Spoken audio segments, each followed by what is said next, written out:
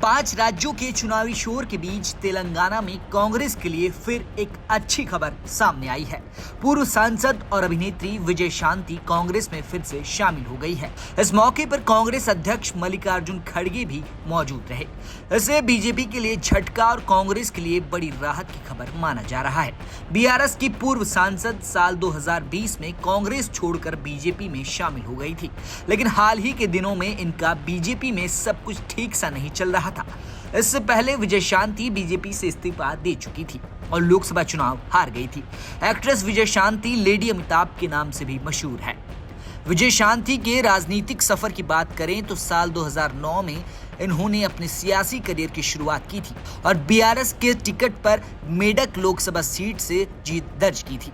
इसके बाद टीआरएस के सीएम के चंद्रशेखर राव से मतभेदों की वजह से कांग्रेस में शामिल हो गई थी, लेकिन 2020 में ये कांग्रेस छोड़कर बीजेपी में चली गई थी। अब एक बार फिर इनकी कांग्रेस में घर वापसी हुई है।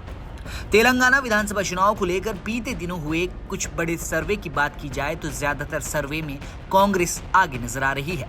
एबीपी न्यूज सी वोटर के ओपिनियन पोल के मुताबिक राज्य में कांग्रेस नंबर 1 पार्टी बनकर उभर सकती है।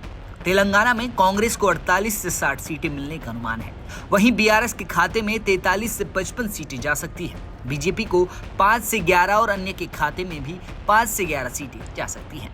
वोट शेयर की बात करें तो कांग्रेस को कुल 39% वोट मिल सकते हैं, जबकि बीआरएस के खाते में 38% वोट जाने का अनुमान है। इसके अलावा बीजेपी को 16% और अन्य को 7% वोट मिल सकते हैं। इससे पहले तेलंगाना को लेकर एक और सर्वे सामने आया था। ये सर्वे किया था लोकपोल ने। इस सर्वे में भी कांग्रेस बाजी पलटती हुई नजर आ रही है। लोकपोल के प्री पोल सर्वे के मुताबिक तेलंगाना में अगर आज चुनाव होते हैं तो 119 सीटों की विधानसभा में कांग्रेस 61 से 67 सीट जीत सकती है। दूसरे नंबर पर केसीआर की पार्टी यानी भारत राष्ट्र समिति के आने का अनुमान है।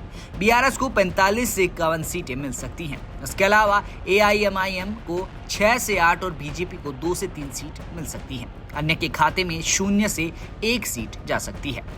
तेलंगाना में कुल 119 विधानसभा सीटें हैं और बहुमत के लिए 60 सीटों की जरूरत होती है।